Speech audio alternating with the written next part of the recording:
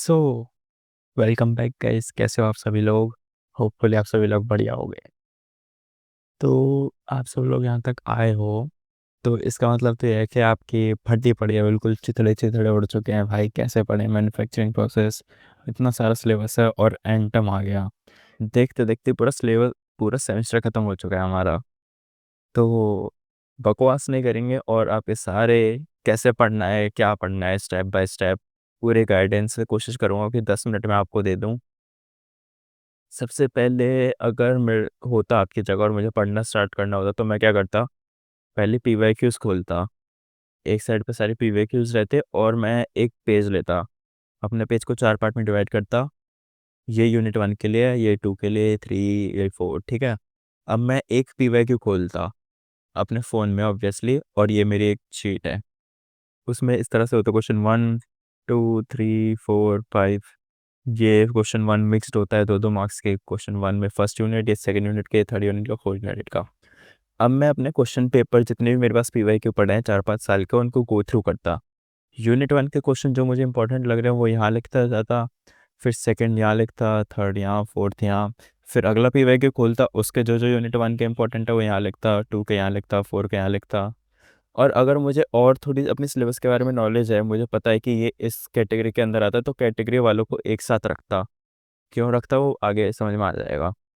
इस तरह से मैं अपना एक रफ, कह सकते हो अपना खुद का पेपर लीक बना लेता कि हाँ मुझे पता है 80% पेपर इसी में से आएगा, तो मेरा पेपर लीक हो चुका है। ठीक है, ये काफ़ी एकदम 1000 रुपये की बात बताई है मैंने आपको। अब इसके बाद आपको क्या करना है, जब ये पीवाईक्यू एनालिसिस आपका हो जाए, यही होता है मतलब पीवाईक्यू को कैसे एनालाइज करना है। अब इसके बाद आपको क्या करना है, यूनिट 1 से स्टार्ट करो। यूनिट 1 से स्टार्ट कैसे करोगे, आपका जो क्वेश्चन है उस क्वेश्चन को, टॉपिक के बारे में आंसर ढूंढोगे कहाँ से? या तो देखो हमारी ये बंक टू ब्रेन्स की वेबसाइट है, simply Bunk to Brains, S डालना मत भूलना, bunk2brains.com पे जाना।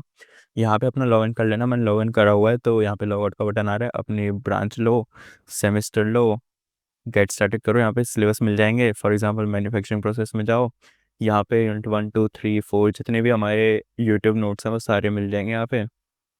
इसके अलावा जो यूट्यूब लेक्चर्स हैं वो यहाँ पर हैं कुछ, बाकी आप यूट्यूब से जाके देख सकते हो। यहाँ पे प्लेलिस्ट बनी होगी, प्लेलिस्ट में I think they here we have all the playlist, okay. So यहाँ से एक्सेस कर लेना। फिर इसके अलावा जो प्रीमियम बंडल है, प्रीमियम बंडल के बारे में भी आगे आएंगे। तो जैसे कि ये हमारे यूनिट 1 का प्रीमियम बंडल है। चलो पहले स्टार्टिंग से फ्लो फ्लो में चलते हैं, बिल्कुल फ्लो फ्लो में। हमारे पास क्वेश्चन पेपर आ गए, हम उनको आंसर कहाँ से निकालेंगे, यहाँ से निकालेंगे। इसके अलावा कहाँ से निकाल सकते हैं, चैट जीपीटी यूज़ करो, आपके टीचर्स ने जो डॉक्यूमेंट्स दिए हैं उससे यूज़ करो, और उन सब के आंसर्स एक अलग शीट पे इसी तरह से 4 पार्ट में डिवाइड कर दो या 8 में डिवाइड कर दो, और छोटे छोटे वहाँ पे पॉइंट्स लिखते जाओ, पढ़ते जाओ। इस तरह से आपका जो सिलेबस है वो थोड़ा कम हो जाएगा, थोड़ा क्या बहुत कम हो जाएगा। ठीक है, अब इतना हो गया। अब इसके बाद आप क्या करोगे, यूट्यूब लेक्चर्स देख लेंगे, फ्री नोट से हम आंसर निकाल लेंगे, और उसके बाद हमें चाहिए रिवीजन, कि हमें पता तो चले कि हमने क्या करा है, कैसे नहीं करा। तो उसके लिए आप हमारे प्रीमियम बंडल्स ले सकते हो। उसमें देखो आपको काफ़ी बढ़िया से पढ़ाया गया है। देखो ये जो रेड वाले हैं ये काफ़ी इंपॉर्टेंट हैं, येलो वाले कम है, ग्रीन वाले और कम है। इस तरह से बनाया हुआ है। देखो ये पूरे हैंड रिटन नोट्स आपके लिए, जैसे मैंने बोला था पार्ट में डिवाइड करके पढ़ते जाना, वैसे ऐसे बनाया हुआ है। प्रीमियम नोट्स काफ़ी बढ़िया है भाई, देखोगे तो टिप्स भी दी हुई हैं कि कैसे अटैम्प्ट करने क्वेश्चंस को। और ये कुछ इंपॉर्टेंट डायग्राम्स अलग से बनाए हुए हैं, क्योंकि manufacturing process is all about the diagram. ये एक रात पहले अगर कोई बच्चा पढ़ रहा है तो वो कैसे पढ़े भाई, कहाँ से क्या क्या पढ़ना चाहिए, तो वो सब है यूनिट में। सिमिलरली ये यूनिट 1 का था, ये यूनिट 3 का है, ये इसमें थोड़े अलग तरीके से है। तो सारे प्रीमियम नोट्स जो हैं बढ़िया हैं। इसके अलावा आपको क्वेश्चन बैंक में मिल जाएंगे सबके। अगर आपको आंसर नहीं मिल रहा कहीं से अच्छे से, तो ये यहाँ से उठा सकते हैं, यहाँ पे काफ़ी डिटेल्ड और बढ़िया से आंसर लिखे हुए हैं। इसके अलावा स्टार्स मार्किंग करी हुई है कि ये इंपॉर्टेंट हैं, ट्रिपल स्टार्ट वाले मोस्ट इंपॉर्टेंट हैं, इसको छोड़ के नहीं जाना। इस तरह से करा हुआ है। अब ठीक है, ये सब हो जाएगा आपका। इतना टाइम हो गया, 4 मिनट हो गए, जल्दी जल्दी खींचो भाई, करना हुआ। इसके बाद आते हैं कि आपको पढ़ना क्या क्या है। भैया हर टॉपिक से इम्पोर्टेंट क्वेश्चंस बता दो कि हम ये पढ़ लें तो हमारा हो जाए। तो देखो, अब अपनी पेन और पेपर लेके बैठ जाओ, और उसके बाद मैं बोलना शुरू करता हूँ और आप लिखते जाओ कि क्या क्या टॉपिक है। सबसे पहले तो यूनिट 1 में आप आओगे तो सबसे पहले स्टार्ट करना सैंड कास्टिंग क्या होती है। सैंड कास्टिंग के बाद देखना कि जो हमारी गेटिंग सिस्टम होता है, गेटिंग सिस्टम कैसे काम करता है, उसके कंपोनेंट्स क्या क्या होते हैं। At least I would say diagram तो रट के जाना उसका, और 7 to 8 लेवलिंग्स भी उसकी देख के जाना। फिर राइजर का काम होता है उसमें, और स्क्रू को टेपरिंग क्यों करते हैं, ऐसे छोटे छोटे क्वेश्चंस जो हैं वो देख लेना। Lost PACS casting, centrifugal casting के 3 टाइप्स होते हैं, तीनों टाइप्स पढ़ के जाना, और डिफरेंस पता होना चाहिए आपको बेसिकली तीनों में क्या क्या है। पैटर्न और मोल्ड का डिफरेंस क्या है। फिर इसके बाद लास्ट जो बचेगा वो बचेगा कि हमारे पैटर्न्स क्या होते हैं, कितने टाइप के पैटर्न्स होते हैं, और एक अच्छे पैटर्न की वो क्या है, एक अच्छे पैटर्न की एक अच्छे पैटर्न के करेक्टरिस्टिक्स क्या क्या होते हैं। लाइट वेट होना चाहिए, रिजिड होना चाहिए। फिर ये जब जब हो जाए तो सबसे इम्पोर्टेंट है कुपोला फंडेंस। भाई ये एक 7 अक्षरों में, explain what do you know about cupola फंडेंस, या फिर ऐसे करके एक 7 अक्षर का क्वेश्चन आएगा और 10 मार्क्स का आएगा। पूरे यूनिट में बस एक लौता क्वेश्चन, पूरे मार्क्स। 10 कह रहा हूँ यार, 15 का भी आ जाता है। तो कुपोला फंडेंस जरूर पढ़ के जाना। कुपोला फंडेंस में इसके वर्किंग, कंस्ट्रक्शन, डायग्राम, ये 3 चीज़ करना। और अगर आप केमिकल रिएक्शन याद कर पाओ तो बहुत अच्छी बात है भाई, केमिकल रिएक्शंस। ठीक है, यूनिट 1 हो गया। यूनिट 2 में आओ। यूनिट 2 थी हमारी वेल्डिंग के बारे में। तो उसमें अगर एग्जामिनर क्वेश्चन बना रहा है तो उसके दिमाग में सबसे पहला क्वेश्चन तो यही आता है भाई, ऑक्सी एसिटिलीन गैस वेल्डिंग करो, टिग करो, और रेजिस्टेंस वेल्डिंग के तीनों टाइप, स्पॉट, सीम, और जो भी होती है ये। इसके अलावा जो आपका बचता है इलेक्ट्रिक आर्क वेल्डिंग, वो स्टार्ट कैसे होता है, टच स्टार्ट मेथड।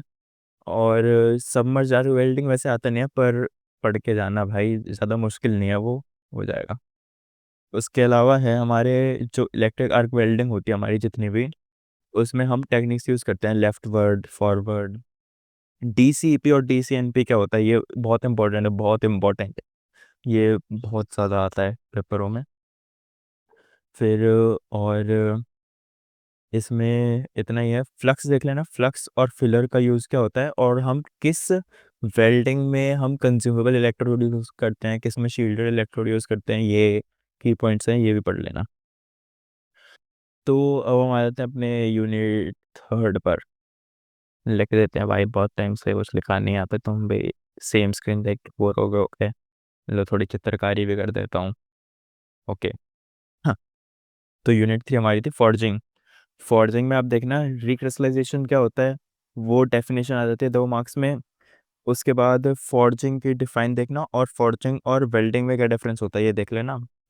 फिर ओपन और क्लोज डाई फॉर्जिंग, एंड फिर ऑपरेशंस देखना, ऑपरेशन जैसे एक्सट्रूजन और ड्राइंग ऑपरेशंस होते हैं। सॉरी। फिर फॉर्जिंग के बाद इसका जो दूसरा पार्ट था वो था शीट मेटल के बारे में। शीट मेटल में आप देखना टूल्स कौन से यूज़ होते हैं, और ऑपरेशंस पढ़ के जाना। ऑपरेशंस काफ़ी सारे हैं, लगभग 10-15 ऑपरेशंस हैं, कम से कम 7-8 तो आप पढ़ के जाना।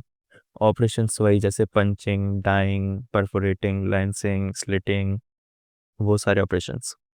वो तो यूट्यूब वीडियो में भी मिल जाएंगे, और हमारे फ्री नोट्स में भी काफ़ी बढ़िया तरीके से बताया हुआ है, और प्रीमियम लोगे तो ऑब्वियसली वो तो है ही एकदम फाड़ू। भाई मेहनत कर करके बनाए हैं आपके लिए। फिर उसके बाद आप देखना इसके अंदर बेंडिंग और metal spinning. Metal spinning important है, वो देख लेना। पाउडर फॉर्मेशन देखोगे आप यूनिट 4 में। यूनिट 4 में से अगर मैं कहूँ क्या क्या इंपॉर्टेंट है, क्या क्या पढ़ना चाहिए, तो वही यूनिट 3 जैसे 2 पार्ट में डिवाइड है, वैसे यूनिट 4 2 पार्ट में डिवाइड है। एक है हमारी पाउडर के बारे में, और एक है प्लास्टिक के बारे में। तो भाई मैं तो प्रेफर करूँगा पाउडर वाला पढ़ के जाना। पाउडर वाले में क्या है, पाउडर फॉर्मेशन देख लेना, 4-5 तरीके होते हैं, एटोमाइजेशन, रिडक्शन ऑफ कार्बोनिल्स, ये सब करके वो देख लेना, इंपॉर्टेंट है भाई ये। पूरे यूनिट 4 में हो सकता है कभी कभी 2 क्वेश्चन आए और 2 में से एक ये हो, ठीक है, कि चारों पांचों टाइप जैसे पाउडर फॉर्म होता है वो सब एक्सप्लेन करो। फिर उसके बाद देखना कि ब्लेंडिंग क्या होती है, और ब्लेंडिंग के जो 4 टाइप के हम यूज़ करते हैं, square blender, pyramid blender, double cone blender, वो सब देखना डायग्राम्स के साथ। फिर कॉम्पेक्शन आता है इसके बाद स्टेप। कॉम्पेक्शन में ग्रेन सेंड क्या होती है, और कॉम्पेक्शन के ड्राइम कह रहा हूँ डायग्राम्स थे, वो जो ऐसे सिलेंडर सा होता है, नीचे से पंच होता है, ऊपर से प्रेस करते हैं, फिर नीचे से पंच करके उसे बाहर निकाल लेते हैं, वो वाला डायग्राम। उसके बाद हमारा जो नेक्स्ट स्टेप आता है पाउडर मेटलर्जी में, वो था हमारा सिंटरिंग। सिंटरिंग जिसमें हम हीट प्रोवाइड करते हैं, वो नेक फॉर्म होती जाती है, तो हल्का हल्का मेल्ट होता है वो।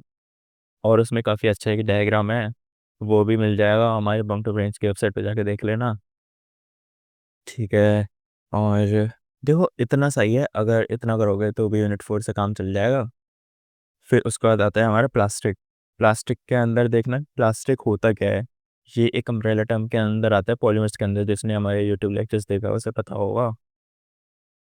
फिर इसके टाइप्स क्या क्या होते हैं, थर्मोप्लास्ट और थर्मोसेट्स, इन दोनों में डिफरेंस, और इन दोनों के 5 examples with full form and both short form. क्योंकि क्वेश्चन में आएगा कि ए ए टी के बारे में बताओ क्या है, तो अगर तुम्हें फुल फॉर्म याद है पर शॉर्ट फुल फॉर्म याद है, तो शॉर्ट फॉर्म से आप डिकोड कर लोगे, हाँ शायद ये होगा। पर अगर इतना बड़ा नाम आप सोचोगे कि छोड़ो यार इतना बड़ा नाम क्या है याद, आंसर लिखूंगा तो छोटा छोटा लिखता जाऊंगा, तो आपने देखा कि ए पी है, पर क्वेश्चन में कुछ और आ गया। देखो क्वेश्चन ऐसे भी आ जाता है, जैसे क्वेश्चन 1 में आया कि इन सब की फुल फॉर्म लिख दो और एक एक लाइन लिख दो, तो आपको दोनों चीज़ें याद होनी चाहिए भाई, कर लेना। मतलब कहने का मतलब ये समझा नहीं सकता, बस एक्सपीरियंस से बोल रहा हूँ भाई, पढ़ लेना। मैं भी ऐसे ही कुछ करके गया था कि ठीक है पेपर में बना के लिख दूंगा, वहाँ पे गया तो समझ ही नहीं आया भाई ये क्या है, ठीक है। तो फिर इसके बाद आप देखना कि टाइप्स ऑफ मोल्डिंग क्या होता है, इसमें 3 4 तरीके की मोल्डिंग है। और फिर एक्सट्रूजन, जो प्लास्टिक के अंदर एक्सट्रूजन है वो अलग है, और जो फॉर्जिंग के अंदर एक्सट्रूजन था वो अलग है। दोनों को मिक्स नहीं करना है पेपर में, ओके। तो अब देखो, अब इसके बाद स्मार्ट टिप्स के ऊपर आते हैं। स्मार्ट टिप्स ये है कि यूनिट 1 आपको पूरी करनी पड़ेगी, उसमें कुछ नहीं कर सकते। यूनिट 2 में जितना बताया उतना करो। यूनिट 3 हमारी 2 पार्ट में ब्रेक है ना, शीट मेटल ऑपरेशन में और एक पूरी फॉर्जिंग के ऊपर। तो मैं कहूँगा शीट मेटल्स में से थोड़ा कम आता है, मतलब वेटेज आप देखोगे तो 60 और 40 की रहती है शीट मेटल की, तो आप रिस्क ले सकते हो भाई। क्या पता ऑप्शन में आ जाए शीट मेटल, तो आपका फ़ायदा हो जाएगा। जिस बच्चे ने कुछ नहीं पढ़ा तो टाइम कम लग रहा होगा ऑब्वियस, तो ये फॉलो कर सकते हो।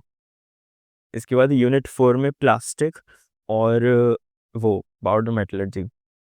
तो मैं कहूँगा पाउडर मेटलर्जी के साथ जाना, क्योंकि प्लास्टिक में काफ़ी बड़े बड़े नाम्स हैं, और उसके जो प्लास्टिक के फॉर्मेशन के प्रोसेस है ना, एडिशन प्रोसेस और डिस्प्रपोर्शन, उस सब के फॉर्मूलेस फॉर्मूलेस अगर आप याद करके नहीं गए ना, तो आपका कुछ फ़ायदा नहीं है कि आप प्लास्टिक पढ़ के गए हो। वो फॉर्मूलेस बड़े बड़े से नाम वही सब चक्कर से देखते हैं, ठीक है। ये स्मार्ट टिप्स बता दी। और भाई जो अभी तक हमारी वेबसाइट को एक्सप्लोर नहीं करा है ना भाई, जाके एक्सप्लोर करो, I swear this is very good. And for the proof you can see, देखो ना, हमारे बंक टू फ्रेंड्स को खुले हुए भाई ज़्यादा टाइम नहीं हुआ, और 1000 से ज़्यादा की फैमिली हमारी पहले ही जुड़ चुकी है, जिसमें से कि 4.9 की रेटिंग है। तो समझ जाओ भाई कितना बढ़िया चल रहा है। और इसके अलावा हमारा व्हाट्सएप ग्रुप आप ज्वाइन कर सकते हो, अगर आपको कहीं पे भी कुछ डाउट हो, आपको पूछना है कि कैसे करें, क्या करें इस सब्जेक्ट में, इस यूनिट में से क्या करें, इसका आंसर बता दो, वो बता दो, ये बता दो, तो व्हाट्सएप जो हमारी कम्युनिटी है उसे ज्वाइन करो भाई, वो एक्टिव रहती है 24/7। अगर फैकल्टीज एक्टिव नहीं है तो क्या हुआ भाई, बाकी के 1000 बच्चे भी तो हैं, कोई ना कोई तो होगा जो आप डाउट क्लियर कर दे, ठीक है।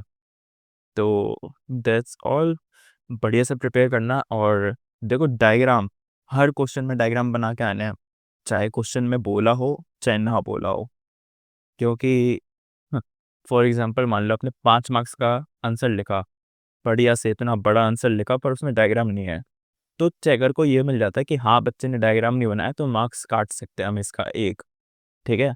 वो ये नहीं सोचेगा मार्क्स देने, वो ये सोचेगा मार्क्स काटने हैं, कहाँ पे काटें? तो डायग्राम बना के आना। मैं हमेशा कहता हूँ, अच्छा answer but no diagram leads bad marks, but small written part but a good diagram we give a good marks. तो ये टिप आप फॉलो करना और आई थिंक ज़्यादा टाइम वेस्ट ना करो। All the best. मेरी दुआएं आप सबके साथ है भाई, टेंशन मत लो, एक पेपर ही तो है, a single sheet of paper can not decide your future.